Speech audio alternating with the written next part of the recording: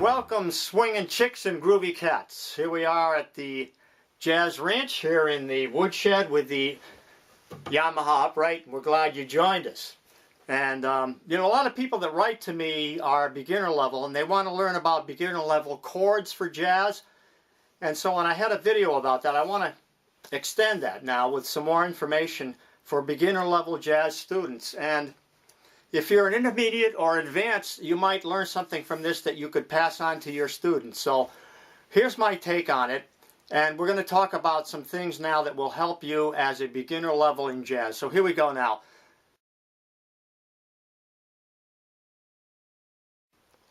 I'm going to start out by saying this video has no script. I'm just ad-libbing, and I'm imagining that you're sitting next to me here at the piano, and I'm just talking to you and you're in my living room. So let's just take the keyboard now and just go right into the middle. In other words, where's the middle? Like, let's sit right in the middle of the keyboard. And where are we? We're right near middle C. In other words, we're right in that scale. Here it is right there. There's middle C scale. There's the scale of it. So in other words, it's right in front of us here. And it's usually under the lettering. Yamaha, it's right under the Y here. So there's middle C. And it's always the note, the white note below the two black notes, so it's that one. All right, so then there's two black notes here, three there. That's the pattern, and then the rest are white notes. Now we know there's 1, 2, 3, 4, 5, 6, 7, and then they begin again, right? So that's C, and that's C up there. So now we go down, and we go by the alphabet. So C, B, A. So we start with A here. A, B, C, D, E, F, G, A, B, C. Okay, there we have it. Now that's our scale. Now, we're going to start with C because that's the scale that has no sharps or flats. If we started with A, it would, have more sharps. But we're just going to start with C, which has C major, diatonic scale. Now, we're going to create a formula, right? So we're going to say that that's a half step. Up one is a half.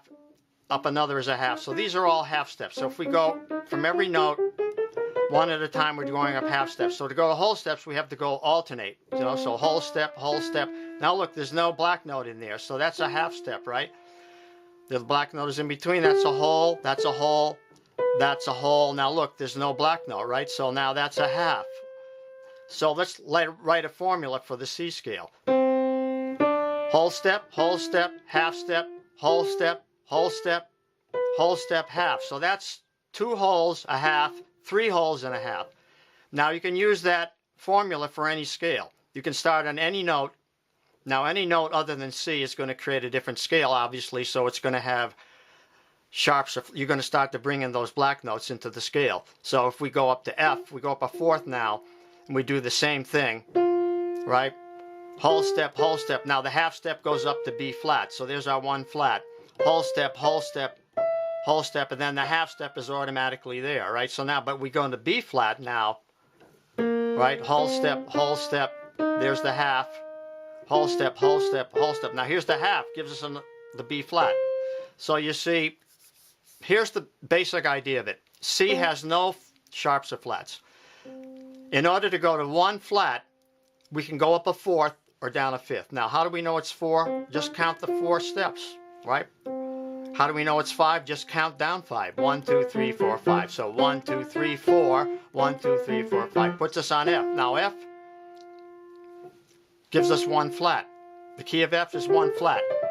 Now go to 2 flats, we just go up another fourth again or down a fifth. Right, so up a fourth, B flat. Now let's go down a fifth actually.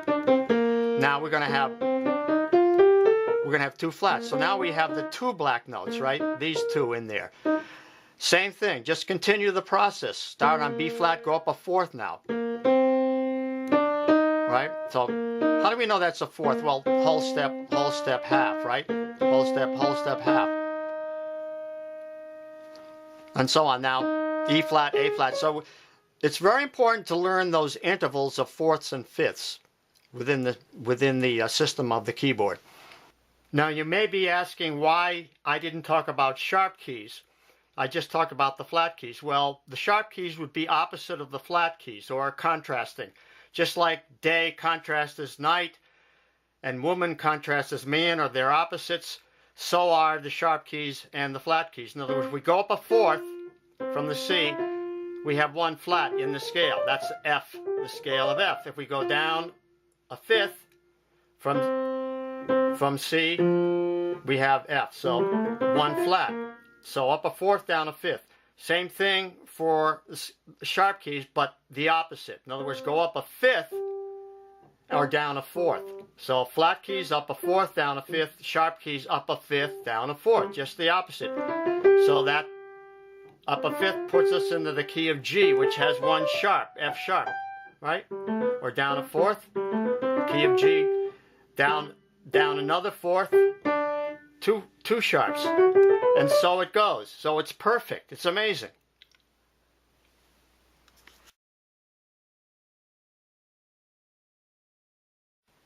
Just reminding you that if I'm going too fast, you can use the wheel button below the video in YouTube to slow down the video to half speed, and you can slow down everything I'm doing to half speed if that's an advantage to you.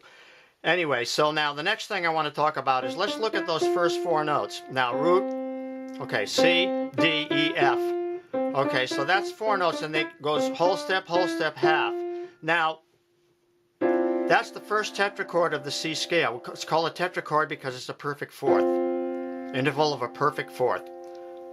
1, 2, 3, 4. Now, perfect fourth is exactly that. Now, if we go to the next step and do the same formula, 1, 2, 3, 4, we have the same formula of whole step, half, and that's the second tetrachord within the scale. So every major scale has two tetrachords, a lower one and an upper one, and that creates the scale, and they all have the same relationship to each other. In other words, a perfect fourth. Now, you may say, well, there's a step in between. Well, exactly, and that's this note, and that's the tritone.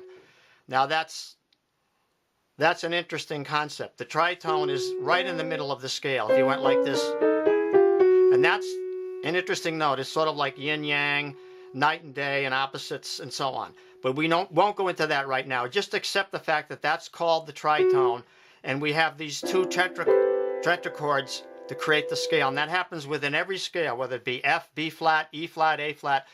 The more difficult scales and the simpler ones, they will always have that relationship. Now, since we're using this as a basis, now we're going to count and give them numbers. Like this is 1, 2, 3, 4, 5, 6, 7. So we see there's seven notes to a scale, and then we're back on 1 again. So there's 7, and we give them numbers.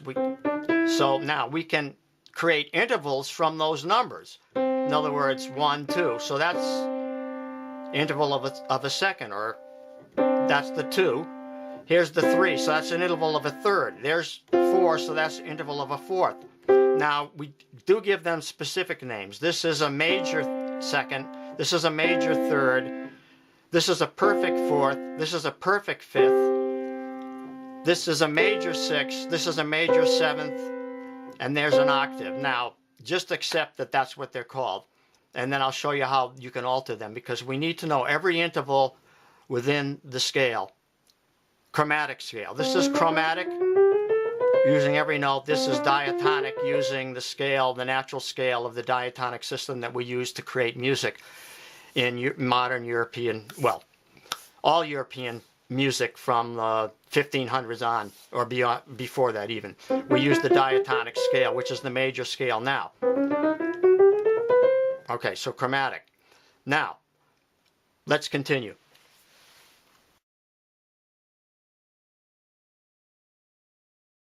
Now, as I said earlier, I'm imagining you sitting next to me on my right side on the bench here, and you're watching me, and you would stop me and say, well, would you repeat that? So, if you want it repeated, just hit the back arrow on your keyboard, and it will rewind it. Or you can stop it by hitting the space bar, or you can set the setting to half speed on the settings button. So you can review anything that I'm saying over and over again if you need to. So just figure out those little shortcuts on your keyboard, and you will be able to benefit more from this. But anyway, we had the two tetrachords. Now we have the scale, and we give them numbers: 1, 2, 3, 4, 5, 6, 7, 8. Okay, so now So I'm gonna name all of them now. Major second, major third, perfect fourth, perfect fifth, major sixth, major seventh, octave. Now let's go beyond that. Ninth, so that's an 8, right? 1, 2, 3, 4, 5, 6, 7, 8. 9, 10, 11, 12, 13. That's as much as we don't go into 14ths. It's just up to 13 stuff. So these are the upper extensions up here. Those are called upper extensions. Now, so below that, we're going to look at this. Major second, minor second, right? Down a half step, minor second. Major third, down a half step, minor third, right? Perfect fourth, up a half step, augmented fourth, or sharp four. Perfect fifth, down a half step, diminished fifth. Okay? Perfect fifth, up a half step, augmented fifth. Major six, down a half step. I call that a minor six. Some people call it a diminished six. I like a minor six. Major seven, minor seven. So that's the terminology. Let's review it. Sorry. Major second, minor second. Major third, minor third. Perfect fourth, augmented fourth or sharp four. Perfect fifth, diminished fifth or flatted fifth, augmented fifth or sharp five, major six or flat six, major seventh or minor seventh or flat seven. So those are the intervals. That's the build. We start with that and we build chords from those intervals. Next step.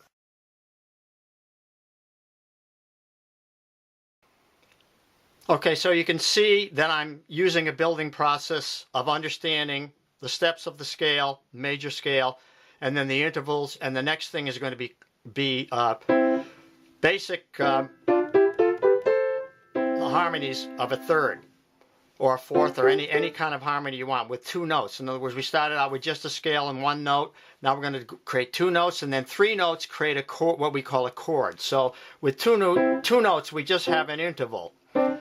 A harmonic interval. In other words, that's a second, that's a major third, this is a minor third, this is a perfect fourth, this is a fifth, and so on. So now let's start by just creating the first chord, which is going to be a major triad. So now tri means three, so it's going to be three notes. And this is what we start with. Now all songs are based on triads and then bigger triads, which become seventh chords. But we want to start with triads. So we're going to just create that major third and add the perfect fifth to it. So there's our first chord, which is C major. Now, of course, this applies to any key you're in. Now, we're doing this from the key of C because it's the easiest one to understand. But if we went up to F, it would be this: 1, 2, 3, 4, 5. So it'd be 1, third, and okay. So we have in a triad, major triad, we have a major third and a perfect fifth.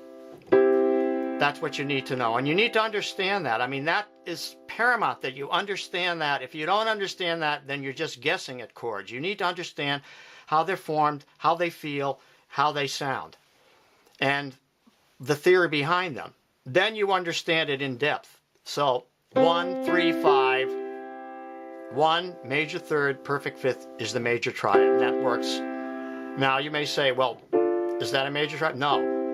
When we go to there, the intervals have to be the same. In other words, the major third is two whole steps. And the perfect fifth is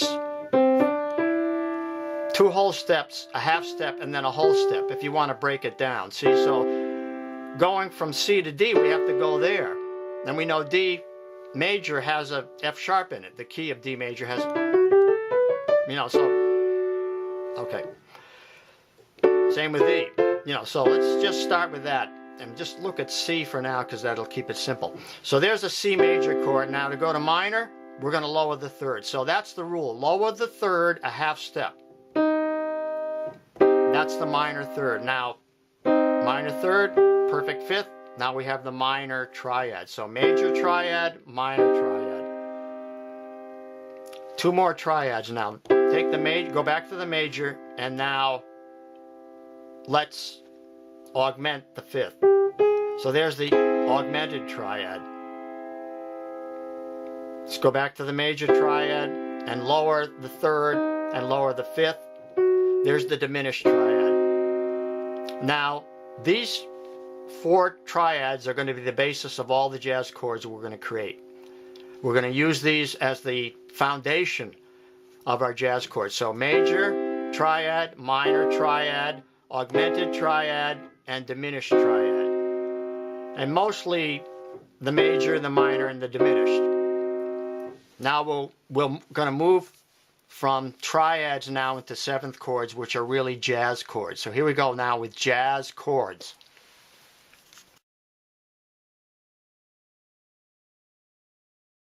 Now jazz chords involve adding the 7th to the triad. So now we're just going to 1, 2, 3, 4, 5, 6, 7.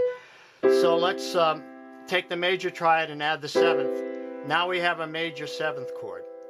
Now the way I like to understand that is just play the major triad and then add the octave above. Since I had an operation on my finger, it's hard to do that. But anyway, I move that down a half step, and then you have the major 7th. So you see that's a major 7th interval linked with a major triad. So that creates the major 7th. There's no other way to see it. Like if you're not understanding that, then you're not understanding it. So it has to be a major triad with a major 7th interval. Now this is a minor 7th interval, and when you put that in with a major triad, now you have the dominant 7th. So name them. Major 7th, dominant 7th. Now, how do they work? Major 7th is usually a chord that we start with or end with. In other words, it's resolved. A dominant 7th is a chord that is moving somewhere. It has tension because it has a tritone in it. Now a tritone is 3 whole steps. Like that, or it's an interval of a flat 5. How do I know that? Well, there's a perfect 5th, right? Perfect 5th, flat, that's a flat 5. That's very unstable. It wants to move somewhere, so it's going to move probably here. Like that. So that instability in that dominant 7th wants to move to F. That C7 wants to move to F. You know, so G7 wants to move to C. So that's the idea of that. So C major 7, C dominant 7th. Now if we lower the 3rd, now if we create a minor triad and add the minor 7th interval to it, now we have a minor 7th. So there's the first 3 7th chords you should learn is a major 7th, a dominant 7th, and a minor 7th. How do we do that? 1, 3, 5, major 7, 1, 3, 5, minor 7th or flat 7, 1, flat 3 or minor 3rd, 5, minor 7 or flat 7. So we have a flat 3rd and a flat 7 in the minor 7. It's important to make the distinction between those 3 because those are the 3 most important chords. The major 7th, the dominant 7th, and the minor 7th. If you get all those straight in all your keys, then you've made a really good start. Now we'll continue. Continuing, we have the major 7th, the dominant 7th, and the minor 7th. The next step would be to lower the 5th. Half step.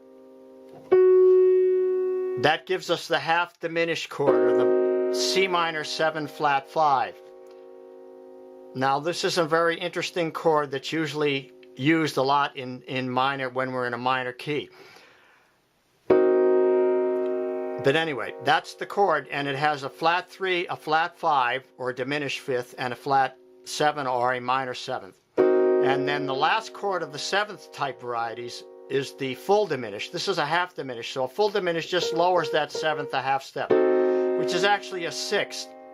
Or I like to think of it more like a double flatted 7th. In other words, 7 flatted once, flatted twice. There's a double flatted 7th with a minor 3rd and a flat 5. There's our full diminished. So now those are your chords. You know, you can practice them in every key. Major 7, dominant 7th. You can play them like this. Minor 7th, half diminished or minor 7 flat 5, and then full diminished.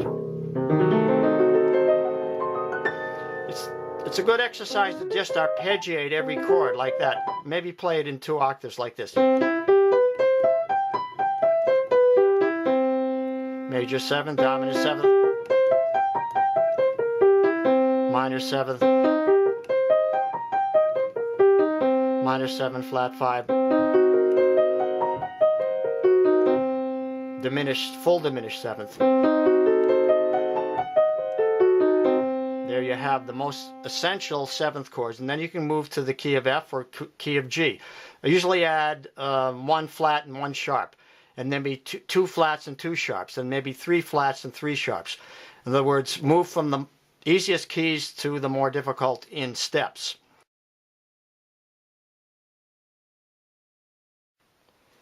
So you take that and put it into another key. You're going to be in F, major 7, right?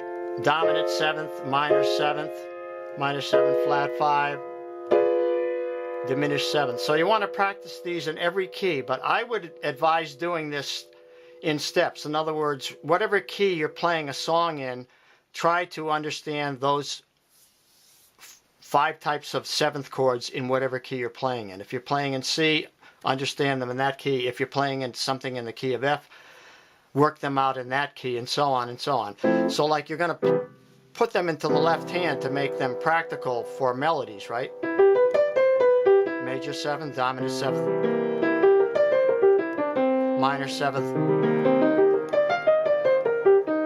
minor 7 flat 5, and then diminished.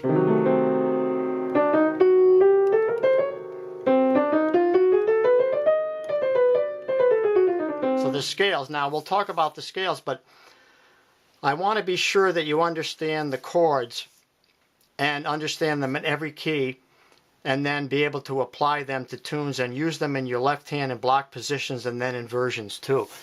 So we'll move to that for the next step.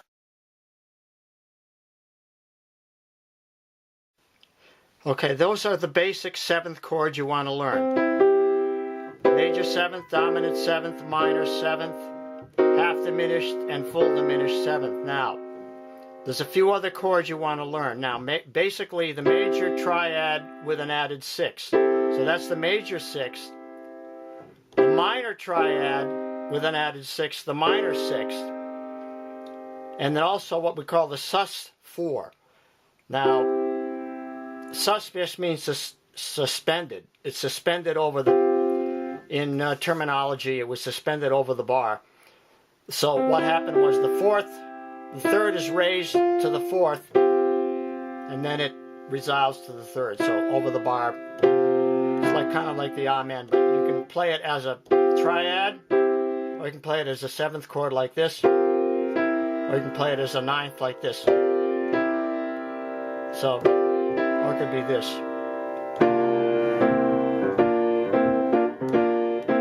See, there's the 9th in there. That's the 9 if you're looking at that as the root. 8, 9, flat 7, 11 or 14, 9, 10, 11. 11 is the same as 4, so that's a commonly used chord in modern music. Even contemporary music, classical and rock, and Latin. Burt Bacharach. Okay, so now we have those varieties of 7th chords: major, dominant, minor, half diminished, full diminished. Now we have the 6, major 6, the minor 6, and the sus 4. And if you want to add to that, you could add a basic triad with the 2, like a 2 chord, 2 in there, like that. That's pretty much it for most important chords you need to learn. Now you put them in the left hand and start to create melodies over those chords.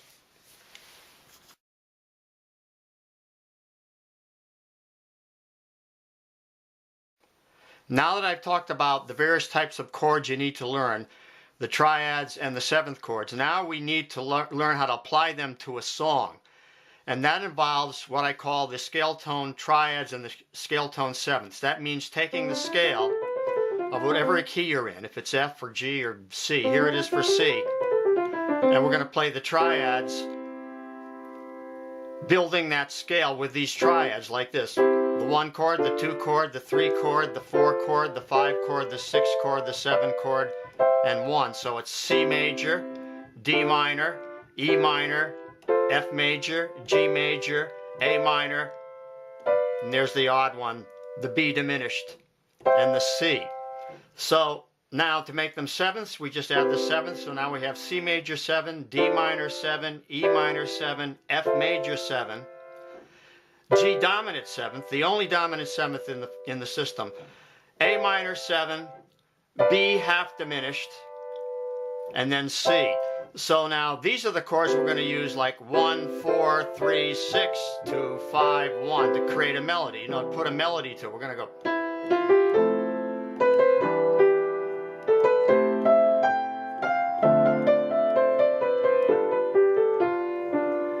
like that. So that's the next step. That's the next thing we're going to talk about in the next video, is how to use these chords to create songs and to accompany the melody of a song. In other words, to give you the harmonic support of a song.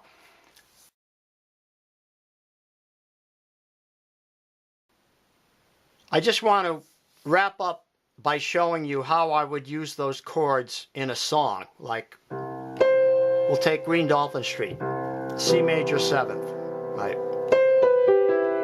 C minor 7th, then D7,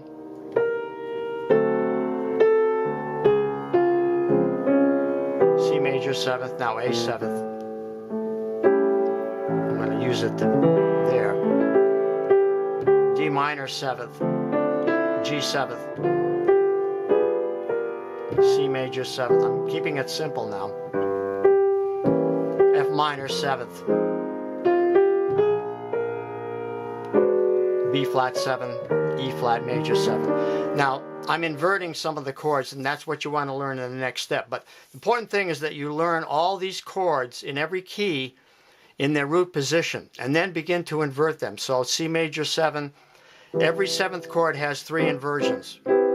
So you have a lot of work cut out for you, and I will stop there. But just learn the chords in their root position to start. So now we will wrap things up.